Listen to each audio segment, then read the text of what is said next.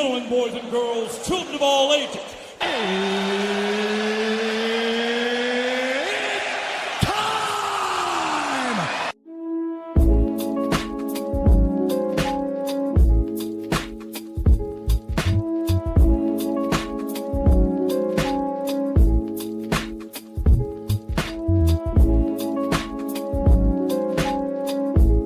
Well, hello there, everyone. Welcome back to another edition of the My Two Cents podcast, presented by and hosted by G2. I am G2. This is episode 253 of the podcast, and I would like to first start off by asking every single one of you, how are you guys doing? I'm hoping everybody had a good to great week. If you did not, have no fear. You have another week to change up your fortune. I'm hoping that everybody's fortune will be better this week. And if it was already better last week, I hope you're able to carry that momentum going into this week and nothing goes on a downward slide, because sometimes things happen that's out of our control. But, once again, I'm hoping that everyone does have a great week. I do want to say to everyone, like I've said in past Sunday episodes, stress is a, killer. Stress is something that will take everyone out, and I don't want that to take anyone out. I know everyone's dealing with their own personal issues. Everyone's dealing with their own personal stress. I want people to know that please take care of what you can take care of. Do not try to put more onto your plate. Take care of what you know you can take care of. If you know you can't take care of it, just try to get it out of your mind as best as you can. Because when you constantly focus on something that you can't take care of or something's out of your control, is going to end up kind of like crippling you in a way. And I don't want people to be in a mindset where something that you cannot control ends up constantly being the thing that you constantly rack your head about, and that you lose focus of other things that you could have worked on. Now, again, stress is a silent killer. Stress is something that attacks you mentally, and if you're weak mentally, you're going to be weak physically, and that will start having your body deteriorating, and I don't want that to happen for anybody out here. So please, ladies and gentlemen, please handle what you can handle. Do not add more stress onto your plate, and just try your best to, once again, handle what you know you can do. All right? Now, with that said, now it's time for me to get on to your National Food Days of the Week. Today being November the 9th, it is Scrapple Day, as well as Greek Yogurt Day. November the 10th will be Vanilla Cupcake Day. November the 11th will be Sundae Day. November 12th, Happy Hour Day, as well as Chicken Noodle Soup Day. So please drink responsibly on November 12th. November 13th, Indian Pudding Day. November 14th, it is Spicy Guacamole Day, as well as Pickle Day. And then to round us out, November 15th, Spicy Hermit Cookie Day. Now, that's your National Food Days of the Week. And before I get into the topics that happen over here in the U.S., I do want to branch out over to international news. And I want to talk about the deadly tsunami that hit Vietnam as well as the Philippines this past week. Associated Press would write up an article making notice of it. They would say that this tsunami brought force winds and rains to Vietnam on Friday, days after it already hit the Philippines. In central Vietnam, they reported damaging buildings, electricity poles, and fallen trees as they are experiencing a weakened to the tropic storm. While in the Philippines, their president declared a state of national emergency on Thursday. They will mention that at least 188 people died and 135 people are still missing due to this deadly natural disaster that has hit that country this year. And I just want, again, everyone to please say a prayer to the people out there in the Philippines, say a prayer for people out there in Vietnam. The Philippines have been hit very, very recently. I know there was either a hurricane or past tsunami that just hit them, I want to say in, if not late September, early October, because I remember covering that. And Philippines just keeps on getting hit, and this has been one of their worst years, at least for me talking about them. This has been one of their worst.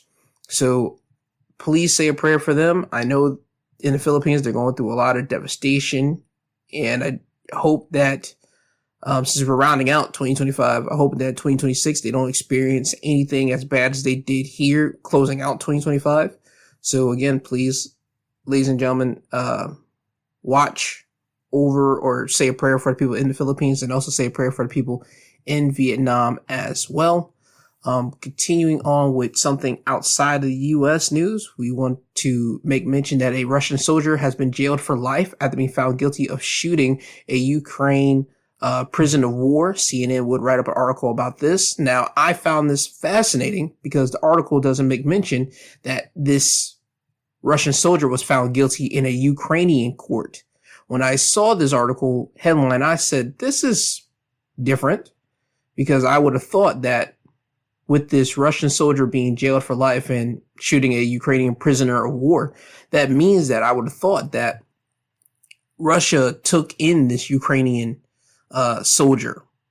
And for this Russian soldier to shoot a Ukrainian, I thought, okay, well, I wouldn't have suspected Russia to kind of put this man in jail. But when you read more of the article, you find out that it wasn't Russia's court that did this, it's Ukrainian court. So this isn't historical to me.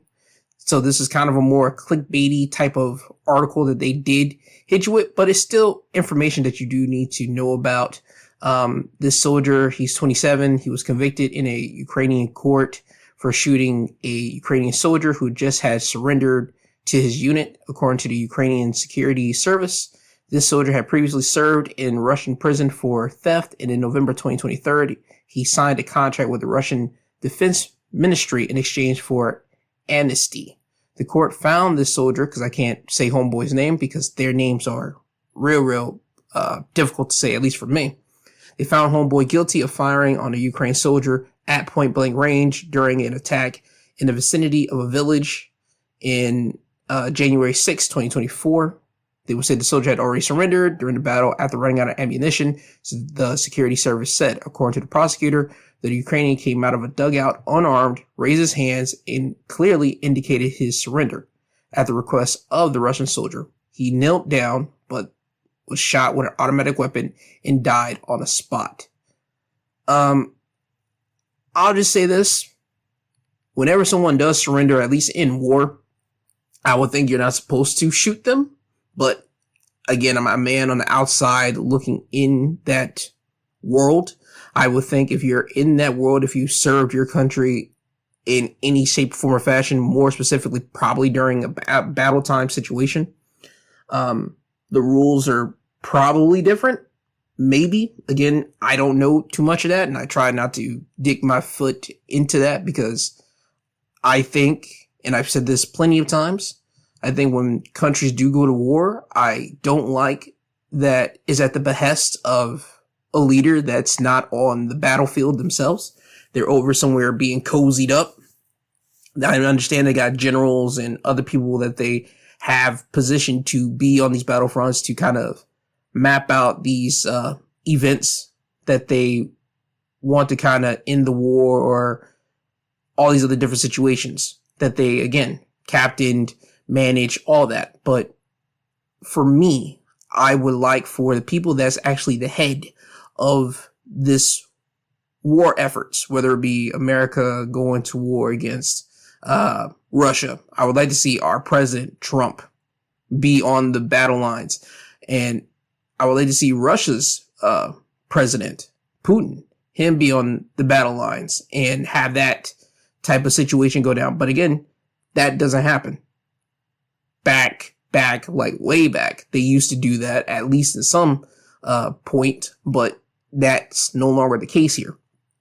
So for these soldiers out here, I'm not certain if they're just going to take in someone that just is surrendering just because they don't have no ammo. I'm not certain if that's going to calm down their attitude, calm down their nerves because of that, because you got to think, if homeboy wasn't out of ammunition, the shots still would have went off. And again, in war, when you're shooting someone, the main objective is trying to take their life. So I just don't know how to feel about this. So that's what's going on, at least with this situation with the Ukrainian court. Again, homeboy, the Russian soldier, he was found guilty, and he's going to be spending life in prison over there, unless more than likely Putin and Zelensky probably have a talk about this, and they'll probably make a deal some way somehow to probably get this Russian soldier back to Russia, maybe. But those were the two news bits that I do want to bring up outside of the U.S. before I still talk about U.S. news. So there you go. Now, moving over into U.S. news, if you're in the U.S., you do know that there is going to be a chill that's going to happen all across the United States, but they're saying that it's more going to happen in the center or central U.S. and move eastwards over the next couple of days. It's supposed to start around November 10th, and it's just going to be cold, probably dipping into the 30s and probably 40s over in the southern east states and moving up. So if you're in the south of the United States and the northeast of the United States, expect to probably have a big jacket or your hoodies or sweatpants and sweatshirts and all that stuff this week. I can't wait for it because we're in November right now, November going into December, and I suspect these times as we end out 2025 to be cold, because that's when I remember as a kid where you did wear your jackets, you wore your hoodies and all of that type of stuff. And as me being an adult now, you don't really get that type of situation if you're in the South.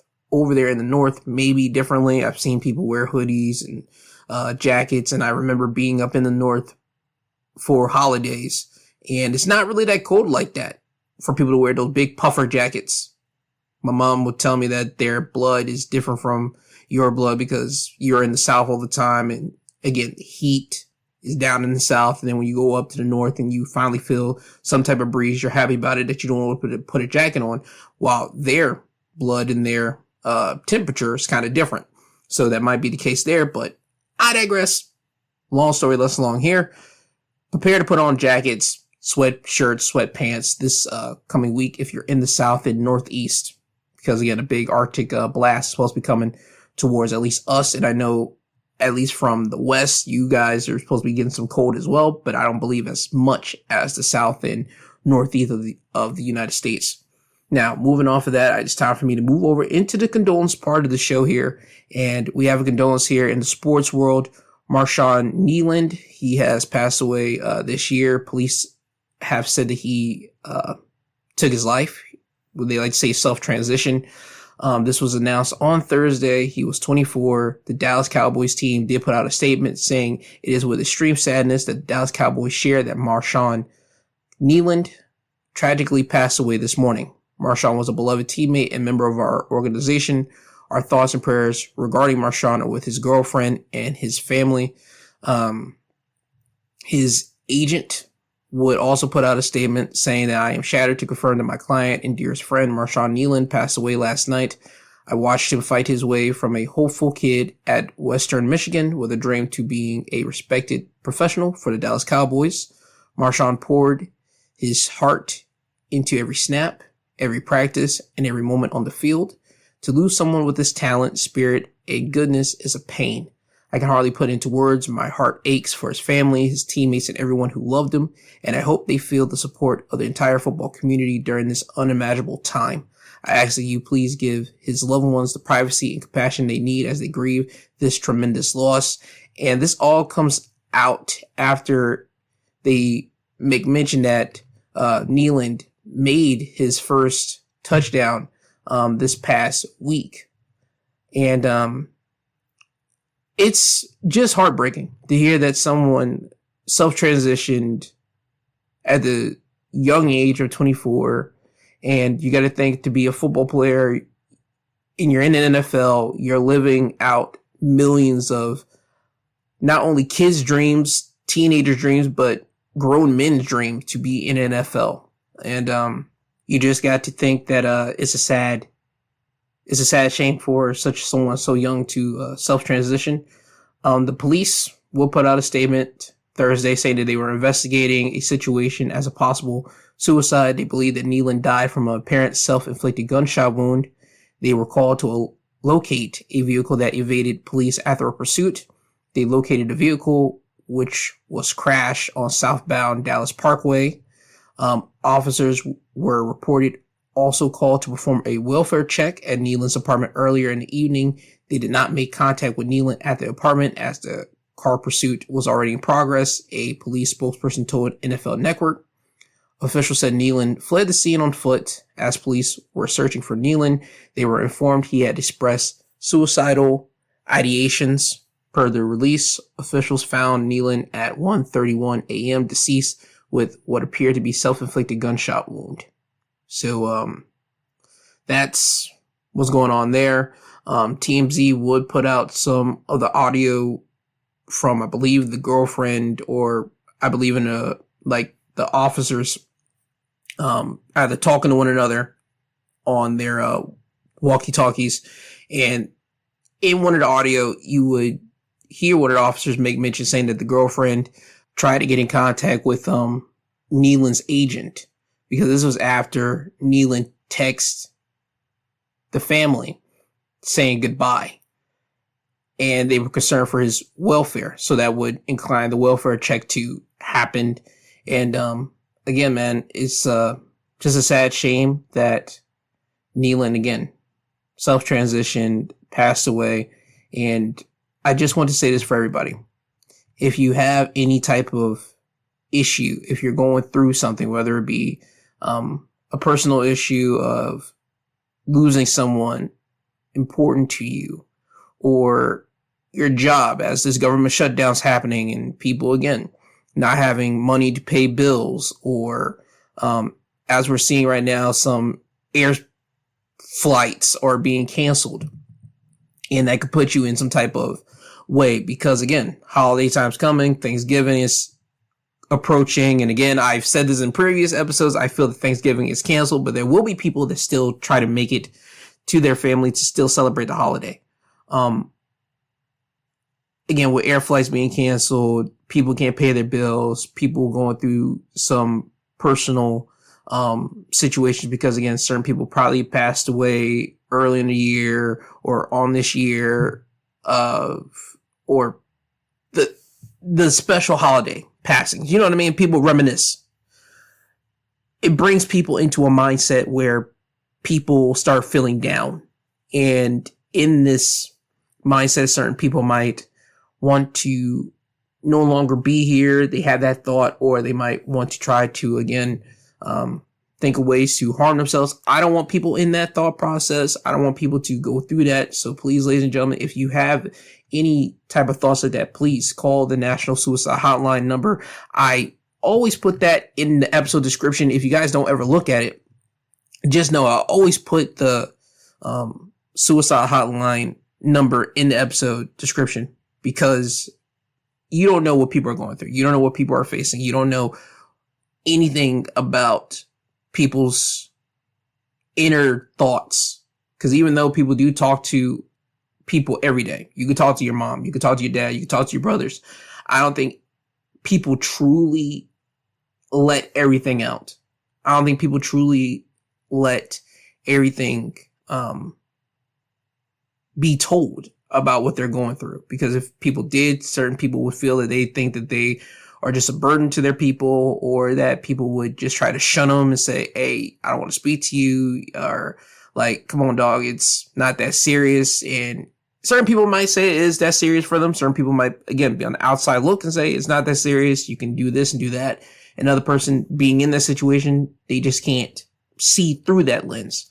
And again, puts them in a different mind space.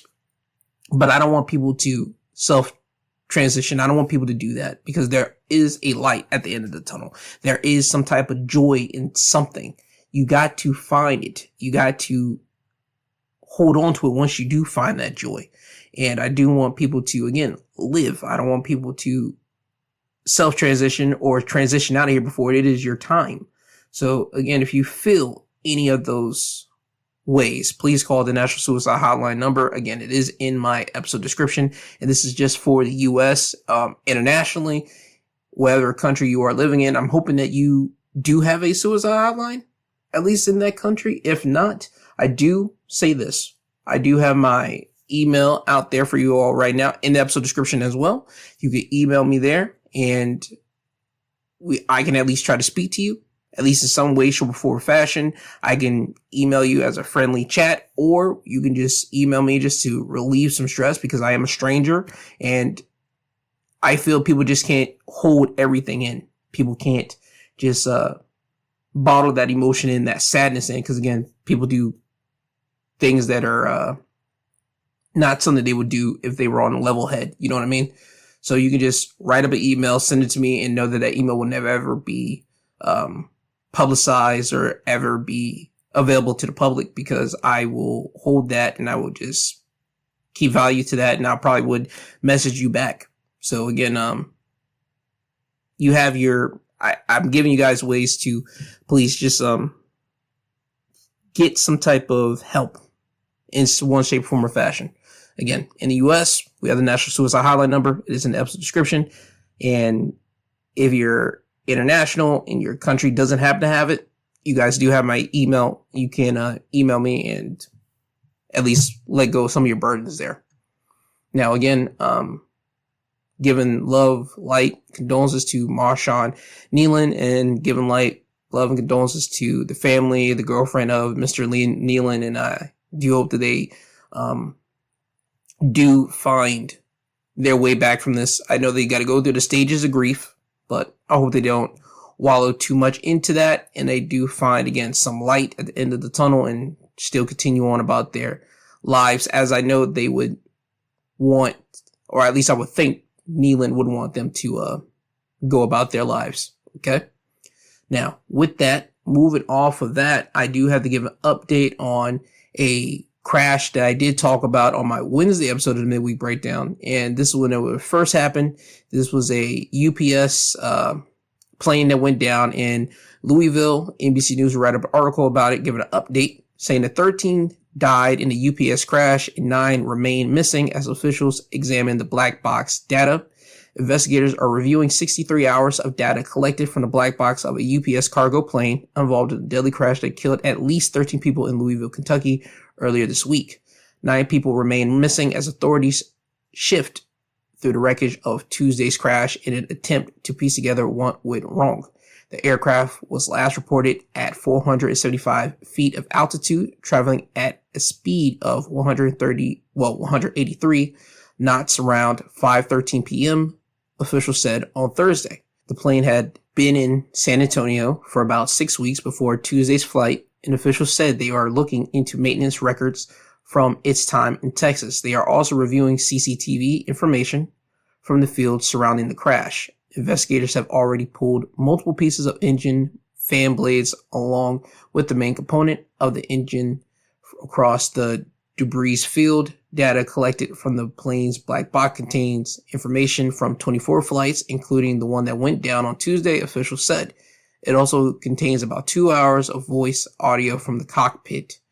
So as of right now, they're still looking into it, what caused it.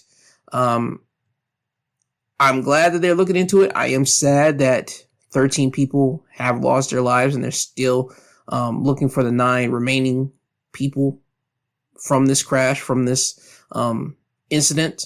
And I said on Wednesday that I was hoping that nobody did pass away from it, but I live in a reality, and I knew somebody had to at least pass away, because when you looked at the photos when this thing first happened, it was just big black clouds just popping into the air, fire. And whenever you see photos like that, you know someone had to pass away. You know there was some type of carnage, some type of devastation. You know there's some casualties there. But I was hoping that they weren't. But we do now know that there are 13 people have passed away from this crash. 9 people are remaining. Hopefully they do find the 9. And with any luck, hopefully they're not dead. Hopefully they're still of the living. If they're not, again, love and condolences to their family, their friends, their associates that they've known.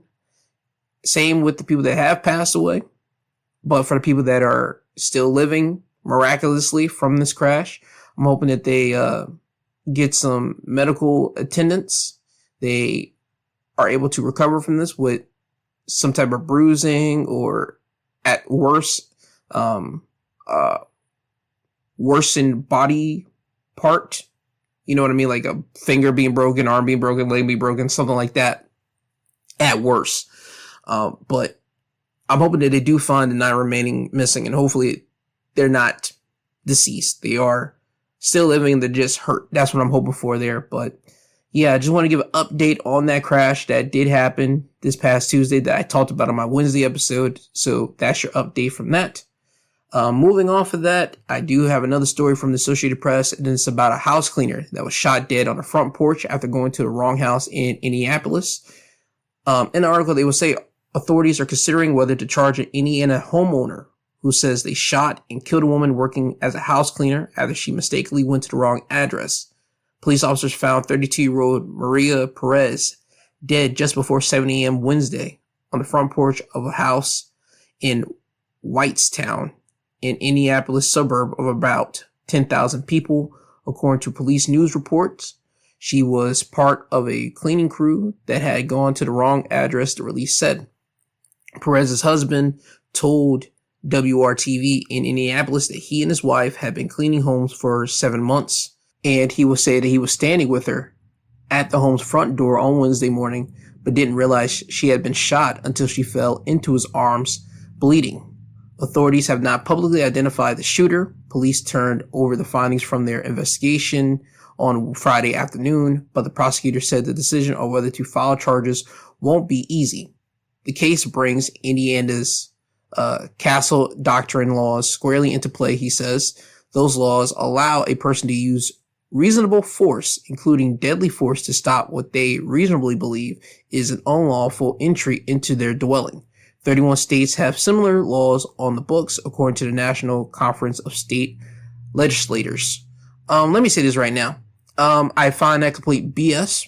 I think they're going to have to do some investigation, like really investigating this, but just on the outside looking at this, I think that the homeowner does need to be charged. He has to be charged for murder. You got to be charged for this. There's no way you can't be. You mean to tell me that 2 people standing on your door, they knock on your door, and they can say, we're here for house cleaning, or they can speak a different language. Because again, you don't know, because they don't really go into more detail saying whatever. Let's just go this way. They speak English, say house cleaning, we're here for service. You, as the homeowner hearing this, you could just say from your door, wrong house, or I didn't ask for no service. They can still persist and say, we're here to clean your home. You can still tell them, hey, I didn't ask for service. You guys need to leave my home. And if they persist to still stand there, you could call the cops and tell them, hey, I got 2 people at my front door. They're saying they're housekeeping, but I didn't order nothing. Can you guys send someone down here to get them off my property? That's one way to go about it.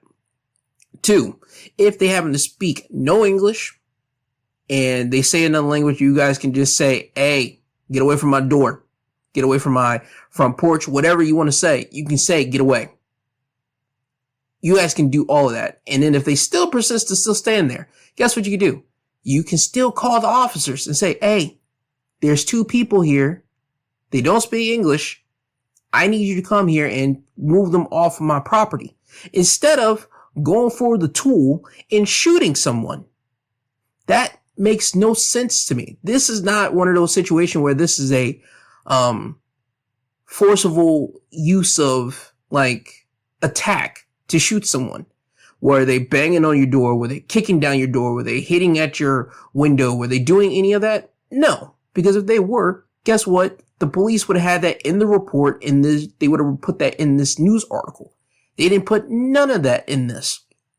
So for me, it doesn't make this difficult. You have to find the homeowner. You have to arrest them. You have to arrest them for murder. That's what you have to do.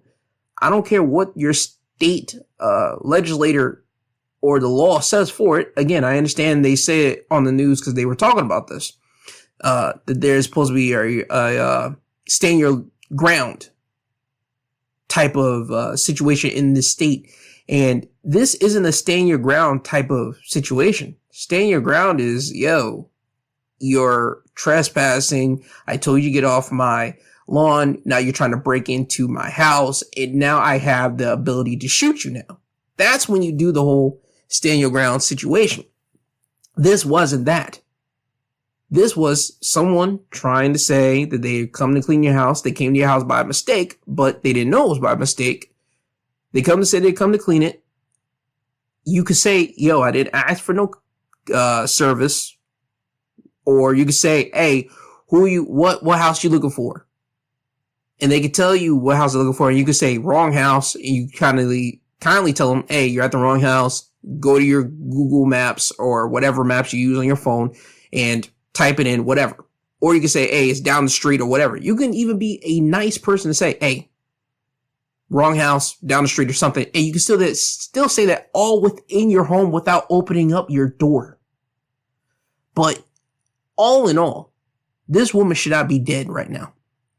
This woman should still be living. This man should not be without his wife. Her children should not be without their mom right now. So I don't know what we're talking about here. I don't know what more investigating they have to do. But again, at the end of it all, do your investigating, do all you got to do. Fine. But at the end of this, the homeowner still should be found arrested for this. There's no ifs, ands, or buts in this situation. You shot someone out of pure stupidity, and you have to punish stupidity when it comes to taking someone's life. There has to be something for that. So again, I do hope that they do find the homeowner guilty. They do arrest him or her, whoever it is, and they do go to trial and they end up finding that person guilty, because again, this should not have happened here. And again, it's all just a misunderstanding. You could have easily said wrong house, I don't require service, anything, instead of just going for the tool and just popping someone through the door. It's ridiculous, but this is where we're at with this. But yeah, man, rest in peace to that lady. And I do hope that her family does find some justice from this tragic incident. I really do hope for that. Moving off of that, I made mention of this earlier when I talk about people being in a state because of the government shutdown. We are still in the government shutdown right now at the time of this recording. And I made mention of this earlier as well. There's been flights that have been cut. USA Today will write an article about it. They're saying flight cuts coming amidst record-breaking government shutdown. The longest ever government shutdown is about to create even more problems for America, hoping to travel soon. Federal officials said on November 5th that flight cuts are coming to major airports amongst the federal funding crisis, which we're in now. Transportation Secretary Sean Duffy said there will be a 10% reduction in flights at 40 major airports at the end of the week. Duffy did not specify how long the restrictions might last, but officials stated they would begin the morning of Friday, November 7th, which has happened and have affected some airports in New York, Los Angeles, Atlanta, Chicago, and different other cities that have big airports. So flight cancellations have been happening. They have affected the big major airports or airlines, if you will, and people have been talking about that they had to get backup airplane tickets to other airlines, which do that if you can. But if you can't and you still are trying to make it to your family for the holidays, I will say drive. But I will say drive a week in advance. If you have a job that you are able to not be at the office and you're able to basically be a hybrid, you can do it while you're on the go. Basically, you're doing it at your home or at a different remote location. I would say leave a week in advance so you can be at your family's home or the person that you want to spend Thanksgiving holiday with. Leave your residence a week in advance if you're trying to go states away. Leave a week in advance in your car. Make it to your place that your destination earlier. Spend time with those people for whenever Thanksgiving does come about. You're still able to be able to do your job away from your home, hybrid style. And I'm getting tongue tied here, but just follow me. You're able to still do your job. You're able to still be around with your family. You're there for that week early. And then whenever it's time for Thanksgiving to actually occur, you can actually dip back to your home. You won't have to be around in that holiday traffic because people are going to try to be there that week of Thanksgiving. You will already have spent time with your family for that week earlier. You already did the whole holiday stuff. If by that time, you guys probably will already have Thanksgiving by that time, because the only thing you gotta do is just talk them in and say, hey, listen, I'm trying to spend this week with you guys the week before Thanksgiving because of the holiday travel that's going to happen next week. So I'm trying to beat that, and I do want to spend time with you guys. Your family will be so happy to see you anyway. They'll be like, okay, and they'll acquiesce to what you're trying to do. And you still beat holiday travel when you have to go back. Because people will be, again, not thinking long term. They'll think short term.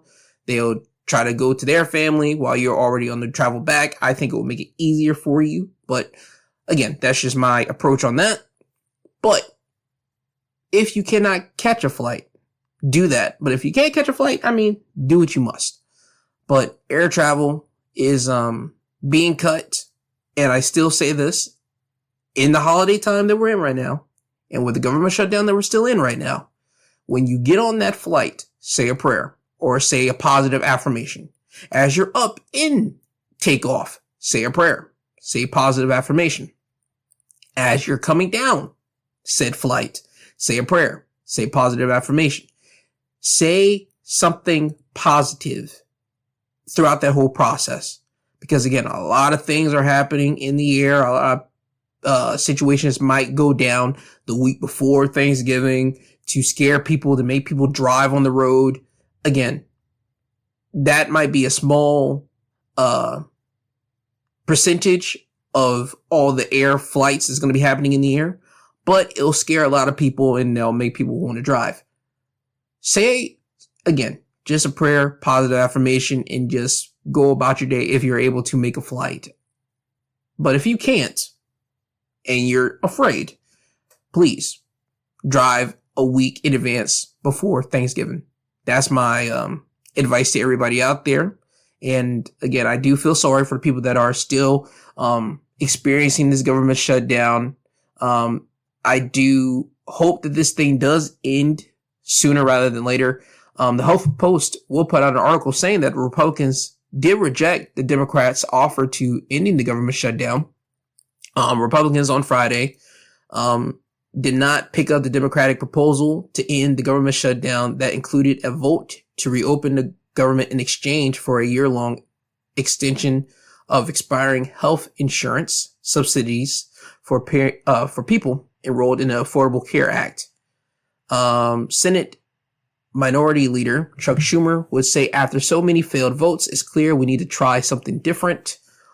All Republicans have to do is say yes to extend current law for 1 year. But Republicans quickly shot it down, insisting that Senate Democrats first agreed to make reforms to the program, including an income cap for eligibility and a granular wind down. Senate Roger Marshall, who's a Republican senator for Kansas, said it is a horrible idea. We might as well go home and start all over again. It's disappointing that they think this is what's going to open the government. Listen, it is what it is right now. You guys are right now in the longest government shutdown. People want this thing to end. I understand that Democrats, for the time before they put this deal out, they were always declining a Republican deal because Democrats want to make sure that people's health care don't go up, their premium don't go up, meaning that people still are able to get health care. They still have to pay what they can pay for health care, and they want to pay a big absorbent pricing for their health care because their health care is supposed to be going up by a lot. There was a percentage, I just don't remember the percentage right now, but let's say you have $200, $300 for your healthcare that you're paying per month. They're saying that by this percentage of what they're at right now in this government shutdown, because there's supposed to be something that just passed, which will come into effect, I believe, in 2026.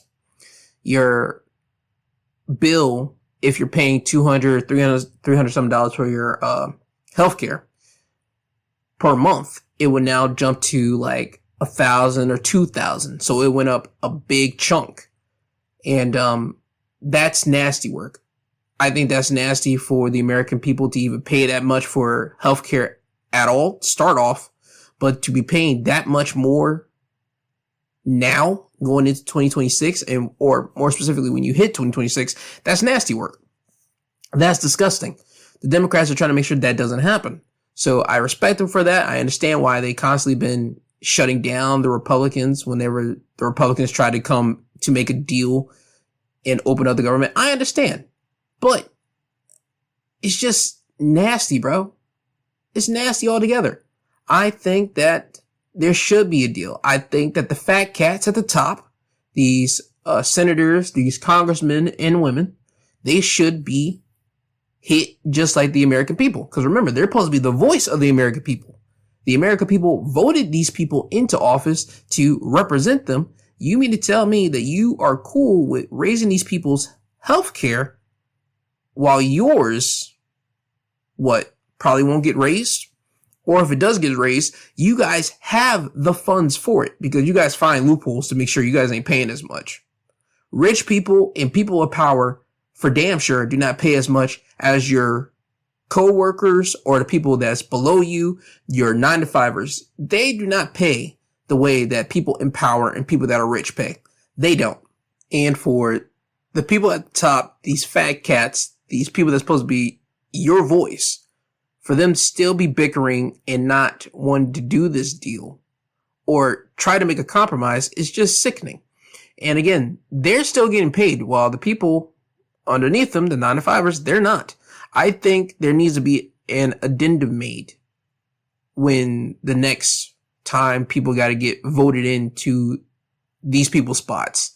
And I believe that's supposed to be next year? They said that's like the midterms, the middle of this all. So I believe in 2026, next year, the election is probably going to be for their seats. I think the American people do need to put that into their mind. Pick people that are really going to represent you and represent what you actually need. Don't just go into the false promises that these people constantly sell you guys. It's more bill of goods that people that run constantly do year in and year out when it's time for them to run for office or run for the seat. It's nasty. I think there needs to be something. I think the American people need to come together, and I'm talking about the regular 9-to-5ers. They need to come together. It doesn't matter where you are, a Democrat or Republican or an independent. You all need to come together, and you guys do need to come to at least this one agreement. If there ever is to be another government shutdown, the people at the top, they have to suffer. They cannot get paid. Because if the American people, the 9-to-5ers, they can't get paid, the people at the top, they cannot be paid. Because they're the ones that have to agree to open the government or not. And this just feels ass backwards for the people to decide if we want to open the government or not to continue to get paid, while the people that are actually making the government run, the people that are still doing their jobs without getting or even receiving or even a sniff of a paycheck, that's still crazy. That's, again, asinine to me. And I do think that the regular 9-to-5ers, the regular American people, it doesn't matter, again, what political stance you take, you guys, I feel, would all agree that the people at the top should not be getting paid while you guys are busting your humps, not receiving a check. That's just wrong all across the board. So, again, the government shutdown is still happening. I do, again, hope that this does come to an end. And, again, next year, ladies and gentlemen, please come together and please pick the people that you know that will represent you guys fully. Don't believe wolf tickets. Don't believe the bill of goods that they're going to try to sell on you. Please find it within yourself and actually have some cojones to do what's right. That's all I ask. Now, moving on for that, still staying technically in the political world, Nancy Pelosi. She will announce her retirement after spending decades in the U.S. Congress. BBC will write up an article for this. Nancy Pelosi has announced her retirement from Congress. In a video message on Thursday, Pelosi says she will not be seeking re-election to Congress at the end of her term in January 2027.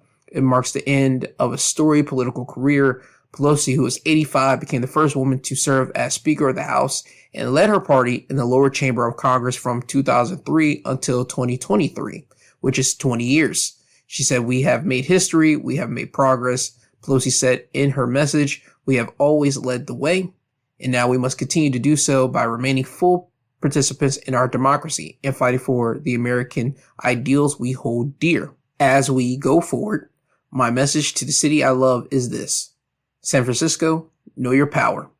So that was from Nancy Pelosi. Again, she is going to be retiring after January 2027. So you still have one more year to see her in Congress. So congratulations to her for spending a long time in politics, long time in the House. I mean, congrats for that. Trump would say that he's happy to see her retire. He would say that she was an evil woman, but I think that's more just for clickbait for that. Again, it is what it is, but Nancy Pelosi, she is stepping down. She's going to be out by the end of 2027 when her term ends in January 2027. So congratulations to her. I'm hoping that she can just now spend time with her husband. Again, this was the guy that got popped in the head.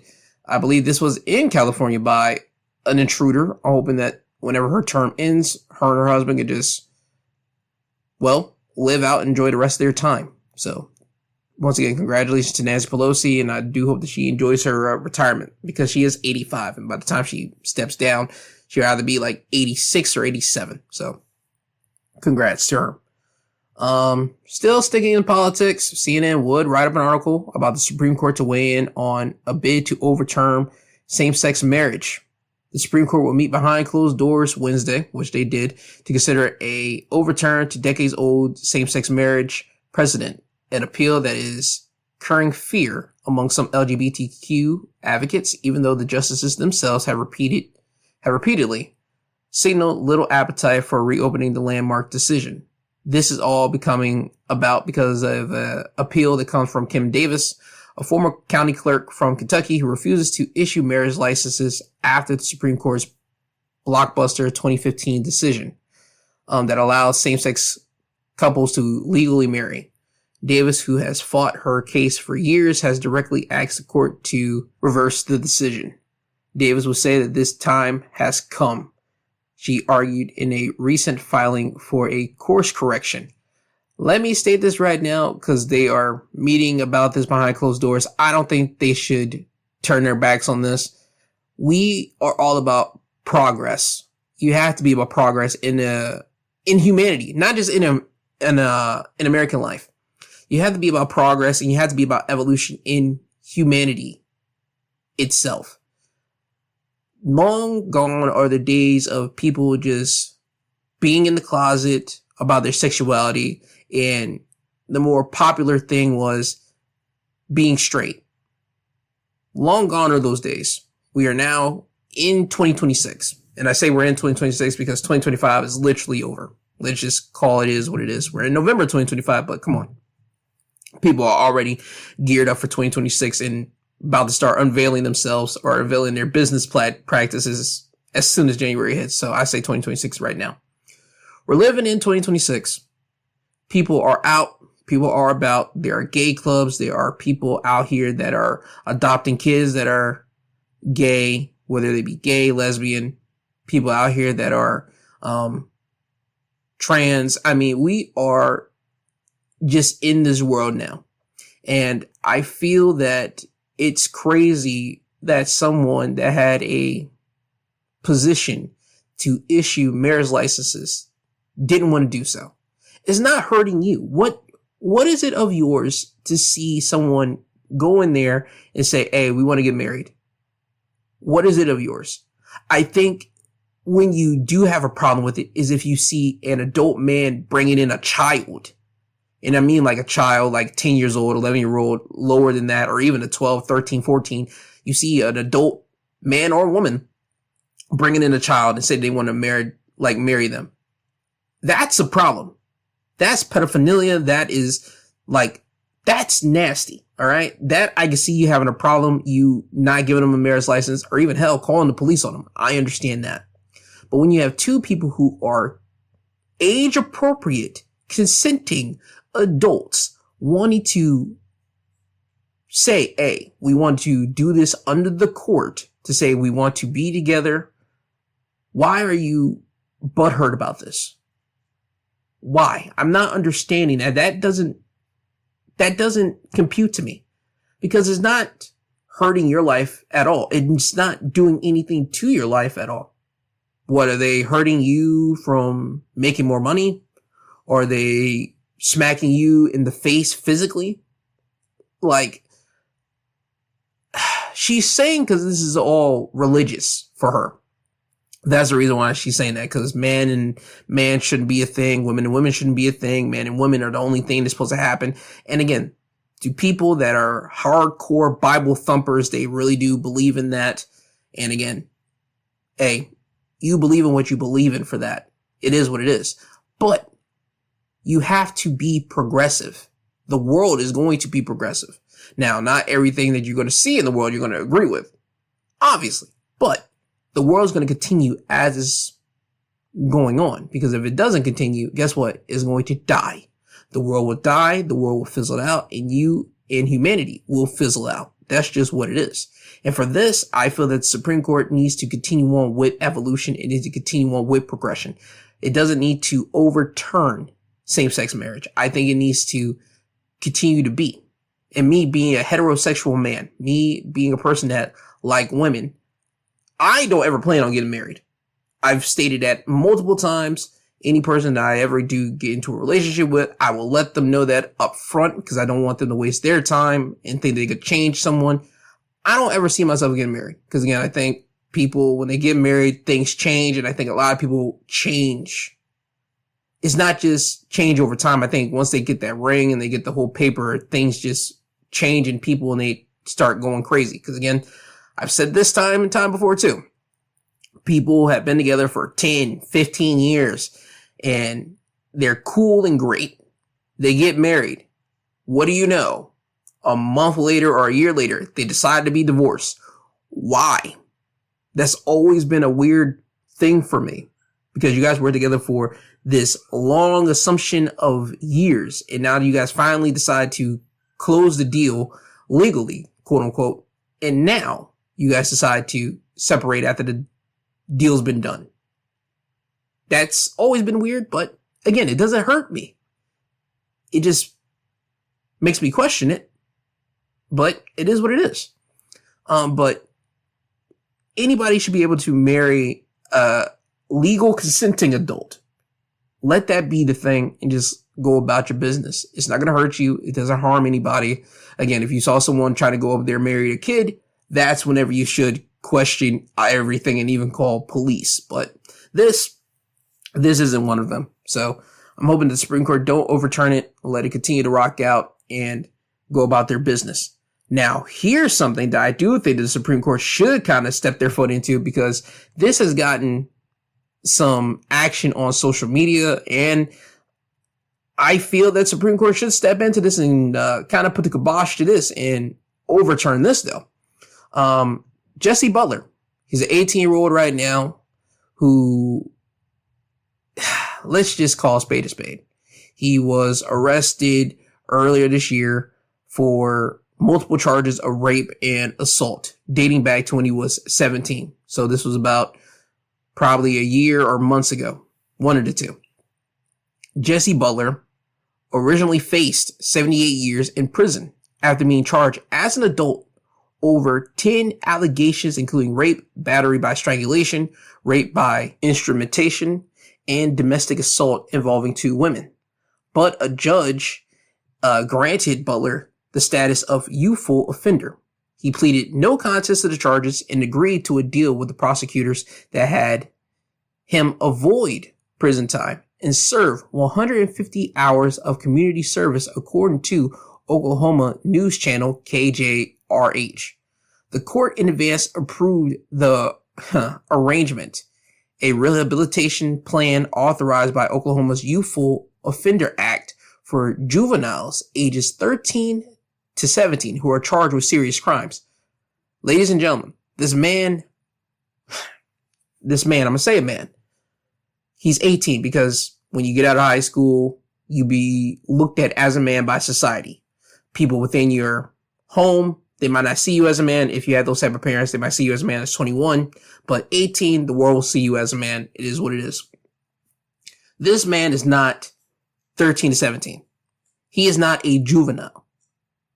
He is an adult. So he should be facing adult charges. He should have been facing adult charges. But that didn't happen. The judge and the prosecutors and his lawyers were able to make this deal. And this has gotten outrage from people in that community. This has gotten outrage from politicians. This has even gotten outrage from people online, because I didn't know nothing about this case at all. I didn't know nothing about this until I started to see one video of it being posted on my timeline. And I thought, this is weird.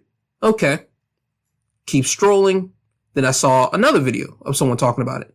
And then as the days go on, this story started catching more wind, and now it's becoming a big thing. And this is where I say, yo, this is a problem. Not a problem as it is catching wind. I'm glad that it's catching wind because everyone should be notified of this heinous thing. But how can this man get hit with the possibility of going to jail for 75 years of prison to now being able to do, and he's going to do, 100 hours of community service?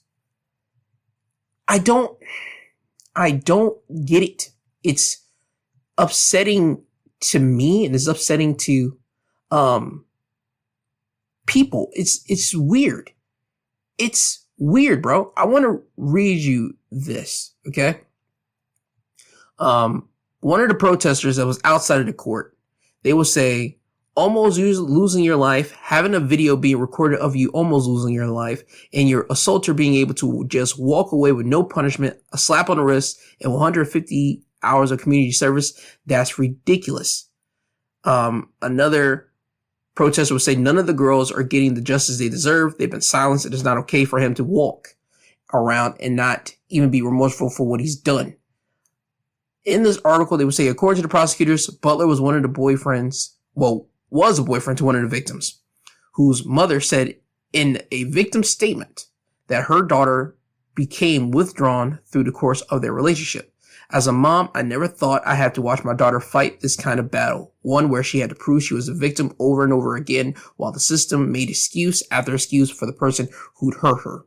So apparently there's a video of homeboy literally assaulting her, raping her, and he's choking her in this video. I've never seen the video, but apparently there is one. The girl will say in court that he strangled her and filmed her raping her as she fell unconscious. She said that he threatened to kill her or her family if she spoke about it. I believe in that. I believe that did happen. I just don't know where we're at with this in society. I don't know. This should be a court case. This should be a case that the Supreme Court should be looking at, and this should be a court case that they should say and really step in and say, no. Homeboy has to face charges for this, because this is reprehensible. This is disgusting behavior. There's no way he should be able to just walk scot-free after doing this to victims. There's no way. There's no way in the world. I just don't see how we allow this to happen. And I get it. Homeboy's a white boy. I get it. That's usually where these type of stories come out about. But I just said about evolution and progress. Back then, they wouldn't have gotten homeboy with something like this. Okay? Back then. Because back then it was only people's word of mouth. He said, she said type of business. unless she got a medical report and all that type of stuff, right? And even then, it's still he said, she said, because people could have said that they had consensual sex, someone would have liked it rough. They still would have went that route with it. But what we're in a new era, and again, progress, evolution, people record themselves. People have this stupid, innate ability to record themselves as they're performing a crime. And if there is a video of homeboy having sex, raping her, and he's choking her, almost to her losing consciousness, dog, there's no ifs, ands, or buts about this. There's a problem here. That's rape, that's assault, that's all these things. And homeboy should be facing jail time, prison time. But that's not happening. They have made the correlation that the prosecutor, or how they say the county district attorney, he is an alum of Oklahoma State University, where Butler's father worked as a director of operations for the college football program, where the judge is also an alum at that university as well. So they're trying to say that they probably have some type of alum pack. That's at least what they're making connections to here, but it's still all nasty, man. This is nasty. This is a case where the Supreme Court should come in and really look at this and have this thing overturned. This should be that, not no freaking gay marriage bill. No, this is one. So I hope that this is one that the Supreme Court will look at, but time will tell, and we'll see what happens. Moving off of this, here's another update from another court. Court ruling that just happened. If you remember, back in 2023, there was a Virginia teacher that got shot by her 6-year-old student, and they have been going to court over this for the last 2 years. I did not know anything about this. Well, at least the findings of it, because now they finally got to it. A jury has awarded $10 million to that teacher. The teacher's name is Abby Warner. They said $10 million in the damage with interest beginning on June 1st, 2024. So she's going to be getting $10 million plus some because of this. And they have found that the assistant principal acted with gross negligence when they found out that the 6-year-old had a gun and they decided to do nothing about it. So the assistant principal is supposed to be facing some type of charges and going to court for this within the next upcoming weeks. So that's what's going to happen right now. So the teacher got 10 million plus interest, and the assistant principal, again, will be facing some type of court charges for this. So we'll see what happens there. But yeah, man, here's the thing. If you know about a student that has some temperament issues or just as bad, and they happen to bring a weapon to school and you happen to do nothing about it, you're going to face something for this. You're going to have to. There's no ifs, ands, or buts about it. I believe I said that whenever this thing first came about 2 years ago. But I am happy that the teacher did get the money, even though it wasn't the 40 million that she was asking for. It's still 10 million plus. So congratulations to her for getting the winnings. I'm sad that she did end up getting shot, but at least it wasn't a life-injuring type of shot that she got. But still, getting shot isn't a pleasant feeling. I can more than likely say that. So that's just an update on that court case that happened there. Moving off of that into entertainment news. Ex-NFL player Antonio Brown has been arrested on attempted murder charges in a Miami shooting. Associated Press would write an article about this, and it was confirmed on Thursday. Brown was taken into custody by U.S. Marshals in Dubai. He was flown to New Jersey, where he's being held pending extradition to Miami. It was unclear why Brown was taken to New Jersey first, or how long he had been in Dubai, although he has posted several times on social media over the past months from there. See what I'm saying? You're stupid. You can't be posting on somewhere in another country. You can't be posting if you're on the run. Just in general. I want to stop the article right here. You can't be posting nothing if you're on the run. If you know that they're trying to arrest you and you have to dip out of the country, you can't be posting somewhere. You have to really lay low. You have to go 1950s, 1940s incognito, son. You have to not post nothing. Try to live out your days in another country, or at least try to die down so much until the heat is off of this. But Antonio Brown didn't. According to an arrest warrant detailing the May 16th shooting, Brown is accused of grabbing a handgun from a security staffer at a boxing match and firing 2 shots at a man he got into a fistfight with earlier. The victim told investigators one of the bullets grazed his neck. It was unclear from court documents whether Brown has an attorney. It was not immediately known when Brown might be returned to Miami. So right now, they say a second-degree attempted murder charges carries a maximum 15-year prison sentence and up to $10,000 fine in the event of a conviction. So that's what Antonio Brown is facing. When more information comes out about this, I will bring it back to you guys here. Speaking of, another person that's going to be facing some accusations right now, or technically is, Marvel star Jeremy Renner has been accused of sending unsolicited pornographic images to his filmmaking partner before threatening to call ICE on her. The Independent will write an article about this. Jeremy Renner, again, he's a guy that's been gone through some ups and downs. Homeboy, faced, life-threatening incident that happened some years ago where I believe it was a snow plow that landed on him in 2023, and he's made a significant comeback from that because he's been doing TV shows from then, but right now he's now in some new hot water. I don't know how to say this woman's name who is accusing him of this, but she's a Chinese filmmaking person, and they would say that she was his partner during this whole situation. They collaborated on a documentary and an animation film earlier in this year. She would accuse him of cyber flashing her with unsolicited pornographic imageries of himself. More than likely, what she's saying, dick pics. She would say after having calls and text discussions, he allured me and sold me. He was looking for a relationship, and of course, seduced, flattened her. And she was fantasizing about the Hollywood star and loving him so much that she believed what she was saying. So she bought what he was selling. AKA, when people start going on a date with someone or trying to seduce them, trying to reel them in, they got to put a mask on to sell what they're buying. Well, sell what they're selling. So she just fell for it. She would say that they were in a relationship. It is what it is with that.